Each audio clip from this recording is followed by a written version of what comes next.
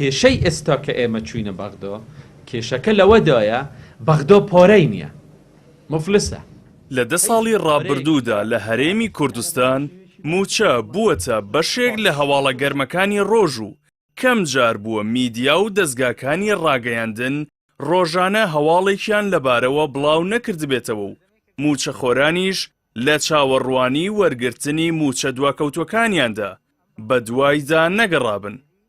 کە بەهۆی نافەرمیبوونی سەرچاوە و گۆڕانی بەرژەوەندی بەرپرسان هەندێک جار هەواڵەکان دژبەیەک بوون و کاتێکیش موچەکە لە بەغداوە دەگات ئەو حکوومەتەی هۆکاری دواکەوتنی موچە بووە لە پێش هەمویانەوە خۆی دەکاتە خاوەنی دەستکەوتەکە. تلتزم حكومة أقليم كردستان بإعطاء الأولوية سەرەڕای بڕیاری دادگای فیدراڵی بۆ یەکلابوونەوەی دۆسیەی موچەی موچەخۆرانی هەرێمی کوردستان لە بەرژەوەندی هاوڵاتیان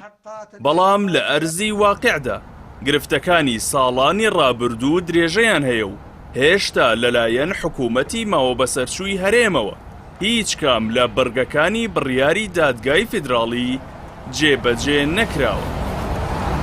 لە کاتێکدا بە پێچەوانەوە کاری کردووە و ئاستەنگ بۆ موچە دروست دەکات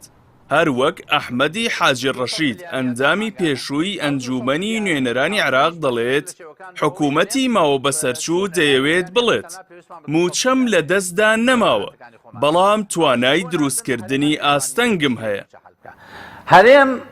کە نەیتوانیوە مشکلەی موچە حەلکە ئێستا مەحکەمەی ئیتیحادی بۆی حەل کردووە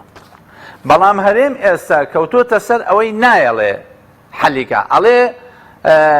وەکو موچەکانتان بەدەست من بووە لە دەست من نەماوە بەڵام عەرقەلەکان ئێستا لە دەست منن بە کەیفی خۆی عەرقەلە دروستەکە بوو.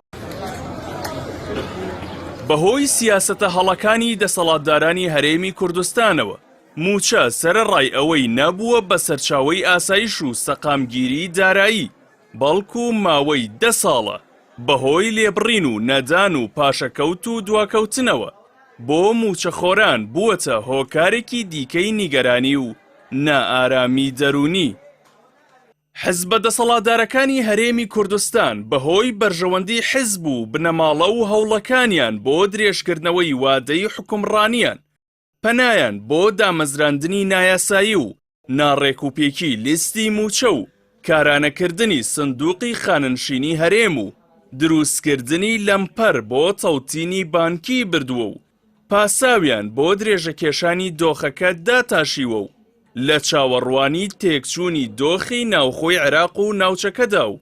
بەدەم ژماردنی ڕۆژەکانی کۆتایی حکومڕانیان هەوڵی وەدەستخستنی زۆرترین سامانی وڵات بە شێوەی ناشەرعی دەدەن. بڕیارە لە هەرێمی کوردستان دوای چەندین هەوڵ بۆ نەکردن و چەند جارێک دواخستنی وادەکەی لە مانگی تشرینی یەکەمدا هەڵبژاردن بەڕێوە بچێت ئەمەش وەک ئومێدێک لای هاوڵاتیان و کەسایەتیەکان چاوی لێ دەکرێت و چاوەڕوان دەکرێت دەنگدەران لەو ڕۆژەدا دەسەڵاتی خۆیان بەکار بهێن و سزای ئەو لایەنانە بدەن کە بوونەتە سەرچاوەی نەهامەتی و تێکچوونی دۆخی کۆمەڵایەتی و بڵاوبوونەوەی هەژاری لە نێو کۆمەڵگەدا.